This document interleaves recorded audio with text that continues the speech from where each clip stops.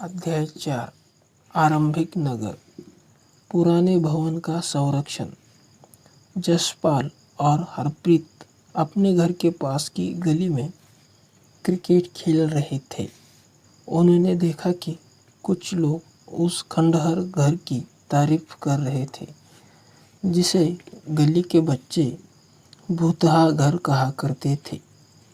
एक ने कहा, इसकी वास्तुकला को देखो, क्या आपने कहीं लकड़ी पर इतनी सुंदर नक्काशी देखी है?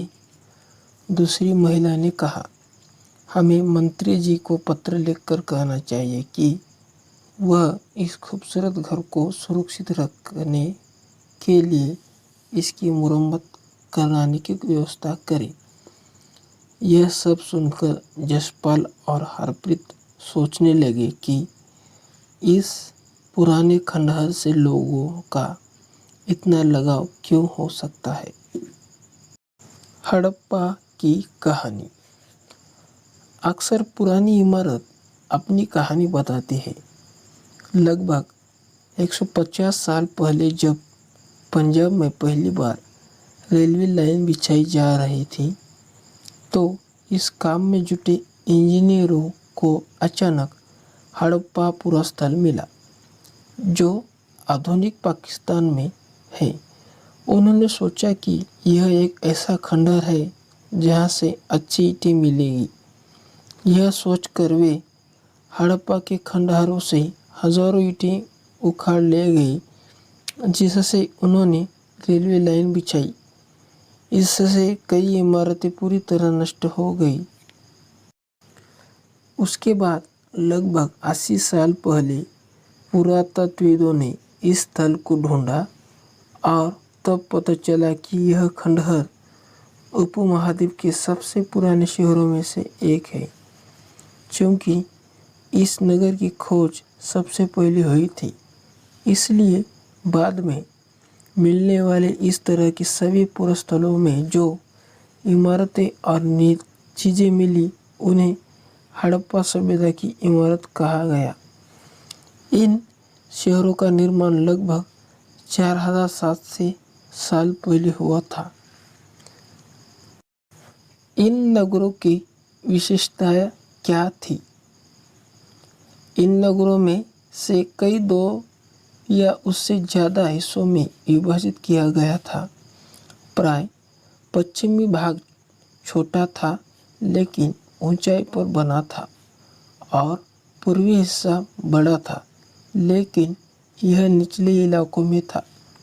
ऊंचाई वाले भाग को पुरातत्वविदों ने नगर दुर्ग कहा है और निचले हिस्से को निचला नगर कहा है। दोनों हिस्सों की चारदीवारियां पक्की ईंटों की बनाई गई जाती थी। इसकी ईंटें इतनी अच्छी थी कि हजारों साल बाद आज तक उनकी दीवारों खड़ी रही। दीवार बनाने के लिए ईंटों की चिनाई इस तरह करते थे जिससे कि दीवारें खूब मजबूत रहें। कुछ नगरों के नगर दुर्ग में कुछ खास इमारतें बनाई गई थी। मिसाल के तौर पर मोहनजोदड़ो में खास तालाब बनाया गया था जिसे पुरातत्वविदों ने महान स्नानागार कहा है।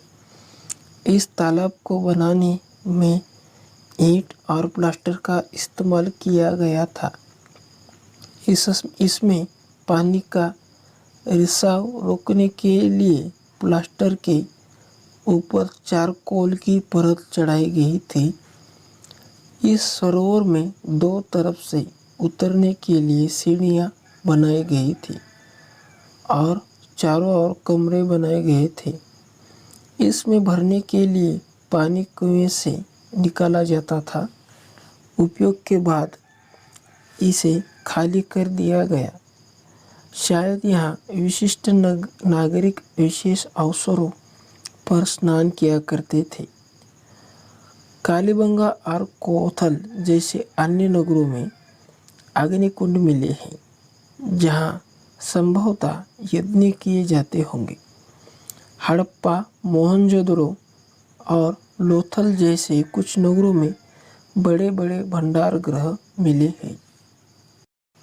भवन, नाले और सड़कें। इन नगरों के आमतौर पर 1 या 2 मंजिले होते थे। घर के आंगन के चारों ओर कमरे बनाए जाते थे।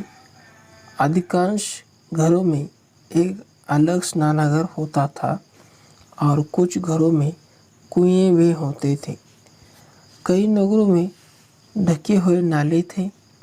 इन्हें सावधानी से सीधी लाइन में बनाया जाता था। हर नाले में हल्की ढलान होती थी ताकि पानी आसानी से बह सके। अक्सर घरों की नालियों को सड़कों की नालियों से जोड़ दिया जाता था, जो बाद में बड़े नालों में मिल जाती थी। नालों के ढके होने के कारण इनमें जगह जगह पर मैनहोल बनाए गए थे, जिनके जरिए इनकी देखभाल और सफाई की जा सके। घर, नाले और सड़कों का निर्माण योजनाबद्ध तरीके से एक साथ ही किया जाता था। नगरीय जीवन। हड़प्पा के नगरों में बड़ी हलचल रहा करती होगी। यहाँ पर ऐसे लोग रहते होंगे जो नगर की खास इमारतें बनाने की योजना में जुटे रहते थे। ये संभवतः यहाँ के शासक थे। यह भी संभव है कि ये शासक लोगों को भेजकर दूर दूर से धातु, बहुमूल्य पत्थर और अन्य उपयोगी चीज़ें मंगवाते थे। शायद शासक लोग खूबसूरत मनकों तथा सोने चांदी से बने आभूषणों जैसी कीमती चीज़ों को अपने पास रखते होंगे। इन नगरों में लिपिक भी होते थे, जो मोहरों पर तो लिखते ही थे और शायद अन्य चीज़ों पर भी लिखते होंगे जो बच नहीं पाई है।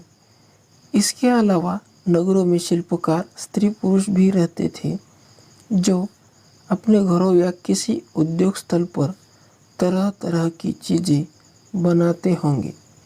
लोग लंबी यात्रा भी करते थे और वहाँ से उपयोगी वस्तुएं लाते थे और साथ ही लाते थे सुदूर देशों की किस्से, कहानियाँ।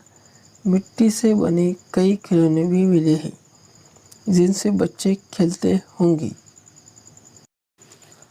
नगर और नए शिल्प। आओ अब कुछ ऐसी चीज़ों के बारे में अध्ययन करें जो हड़प्पा के नगरों से प्राप्त हुई है। पुरातात्विकों को जो चीज़ें वहाँ मिली हैं उनमें अधिकतर पत्थर, शंख, तांबे, कांसे, सोने और चांदी जैसी धातुओं से बनाई गई थी।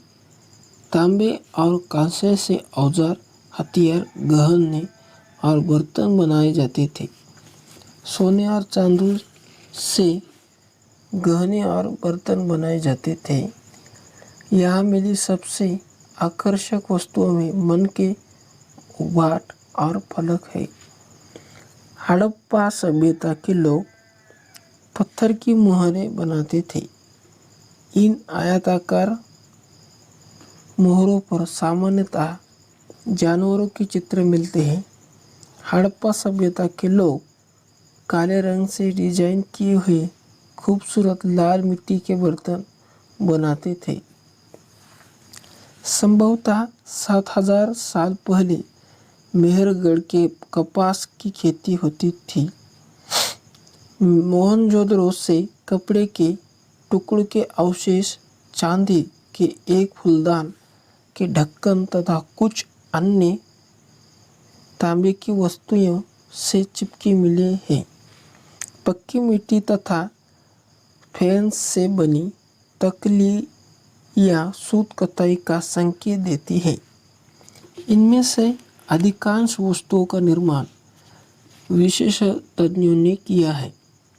विशेषज्ञ उसे कहते हैं जो किसी खास चीज़ को बनाने के लिए खास प्रशिक्षण लेता है, जैसे पत्थर तराशना, मन के चमकाना या फिर मोहरों पर पच्चीकारी करना आदि।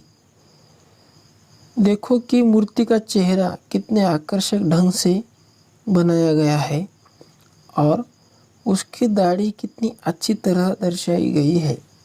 यह किसी विशेष तज्ञ मूर्तिकार का ही काम हो सकता है।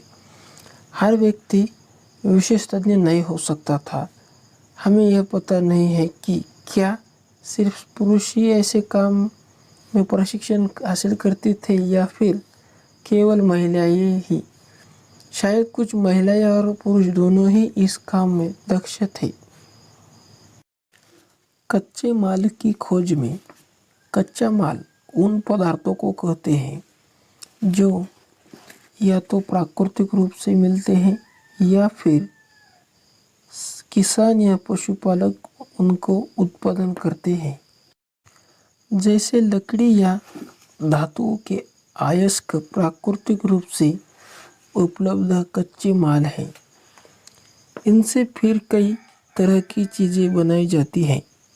मिसाल के तौर पर किसानों द्वारा पैदा किए गए कपास को कच्चा माल कहते हैं, जिससे बाद में कताई बुनाई करके कपड़ा तैयार किया जाता है। हड़प्पा में लोगों को कई चीज़ों मिली थी, लेकिन तांबा, लोहा, सोना, चांदी और बहुमूल्य पत्थरों जैसे पदार्थों का वे दूर दूर से आयात करते थे। हड़प्पा के लोग तांबे का आयात संभवतः आज के राजस्थान से करते थे। यहाँ तक कि पश्चिम एशियाई देश ओमान से भी तांबे का आयात किया जाता था। कांसा बनाने के लिए तांबे के साथ मिलाई जाने वाली धातु टीन का आयात आधुनिक ईरान और अफगानिस्तान से किया जाता था। सोने का आयात आधुनिक कर्नाटक और बहुमूल्य पत्थर का आयात गुजरात, ईरान और अफगानिस्तान से किया जाता था। नगरों में रहने वालों के लिए भोजन। लोग नगरों के अलावा गांवों में भी रहते थे। वे अनाज उगाते थे और जानवर पालते थे। किसान और चरवाहे ही शहरों में रहने वाले शासकों, लेखकों और दस्तकारों को खाने के सामान देते थे। पौधों के अवशेष से पता चलता है कि हड़प्पा के लोग गेहूं, जौ, दालें, मटर, धान, तिल और सरसों उगाते थे। जमीन की जुताई के लिए हल का प्रयोग एक नई बात थी। हड़प्पा काल के हल तो नहीं बच पाए हैं क्योंकि वे प्राय लकड़ी से बनाए जाते थे, लेकिन हल के आकार के खिलौने मिले हैं। इस क्षेत्र में बारिश कम होती है, इसलिए सिंचाई के लिए लोगों ने कुछ तरीके अपनाए होंगे। संभवतः पानी का संचय किया जाता होगा और ज़रूरत पड़ने पर उससे फसलों की सिंचाई की जाती होगी। हड़प्पा के लोग गाय, भैंस, भेड़ और बकरी यहाँ पालते थे। बस्तियों के आसपास तालाब और चारागाह होते थे, लेकिन सूखे महीनों में मवेशियों के झुंडों को चारा पानी की तलाश में दूर दूर तक ले जाया जाता था। वे बेर जैसे फलों को इकट्ठा करते थे, मछलियाँ पकड़ते थे और हिरन जैसे जानवरों का शिकार भी करते थे। गुजरात में हड़प्पाकालीन नगर का सूक्ष्म निरीक्षण। कच्छ के इलाके में खदीर खेत के किनारे धोलावीरा नगर बसा था। वहाँ साफ पानी मिलता था और जमीन उपजाऊ थी। जहाँ हड़प्पा सभ्यता के कई नगर दो भागों में विभक्त थे, वहीं धोलावीरा नगर को 3 भागों में बांटा गया था। इसके हर किस हिस्से के चारों ओर पत्थर की ऊंची ऊंची दीवारें बनाई गई थी। इसके अंदर जाने के लिए बड़े बड़े प्रवेश द्वार थे। इस नगर में एक खुला मैदान भी था जहाँ सार्वजनिक कार्यक्रम आयोजित किए जाते थे। यहाँ मिले कुछ अवशेषों में हड़प्पा लिपि के बड़े बड़े अक्षरों को पत्थरों में खुदा पाया जाता है। इन अभिलेखों को संभवतः लकड़ी में जड़ा गया था। यह एक अनोखा अवशेष है क्योंकि आमतौर पर हड़प्पा के लेख मोहर जैसी छोटी वस्तुओं पर पाए जाते हैं। गुजरात की खंभात खाड़ी में मिलने वाली साबरमती की एक उपनदी के किनारे बसा लोथल नगर ऐसे स्थान पर बसा था जहाँ कीमती पत्थर जैसा कच्चा माल आसानी से मिल जाता था। यह पत्थरों, शंखों और धातुओं से बनाई गई चीज़ों का एक महत्वपूर्ण केंद्र था। इस नगर में एक भंडार गृह भी था। इस भंडार गृह से कई मोहरें और मुद्रांकन या मोहरबंदी गीली मिट्टी पर दबाने से बनी उनकी छाप मिले हैं। यहाँ पर एक इमारत मिली है जहाँ संभवतः मनके बनाने का काम होता था। पत्थर के टूटने अधबने मनके बनाने वाले उपकरण और तैयार मनके भी यहाँ मिले हैं। सभ्यता के अंत का रहस्य। लगभग 3900 साल पहले एक बड़ा बदलाव देखने को मिलता है। अचानक लोगों ने इन नगरों को छोड़ दिया। लेखन, मुहर और बाटों का प्रयोग बंद हो गया। दूर दूर से कच्चे माल का आयात काफ़ी कम हो गया। मोहनजोदड़ो में सड़कों पर कचरे के ढेर बनने लगे। जल निकास प्रणाली नष्ट हो गई और सड़कों पर ही जोंगीनुमा घर बनाए जाने लगी। यह सब क्यों हुआ, कुछ पता नहीं। कुछ विद्वानों का कहना है कि नदियाँ सूख गई थी। अन्य का कहना है कि जंगलों का विनाश हो गया था। इसका कारण यह हो सकता है कि ईंटें पकाने के लिए ईंधन की ज़रूरत पड़ती थी। इसके अलावा मवेशियों के बड़े बड़े झुंडों से चारागाह और घास वाले मैदान समाप्त हो गए होंगे। कुछ इलाकों में बाढ़ आ गई, लेकिन इन कारणों से यह स्पष्ट नहीं हो पाता है कि सभी नगरों का अंत कैसे हो गया, क्योंकि बाढ़ और नदियों के सूखने का असर कुछ ही इलाकों में हुआ होगा। ऐसा लगता है कि शासकों का नियंत्रण समाप्त हो गया। जो भी हुआ हो, परिवर्तन का असर बिल्कुल साफ दिखाई देता है। आधुनिक पाकिस्तान के सिंध और पंजाब की बस्तियां उजड़ गई थी। कई लोग पूर्व और दक्षिण के इलाकों में नई और छोटी बस्तियों में जाकर बस गए। इसके लगभग 1004 साल बाद नए नगरों का विकास हुआ।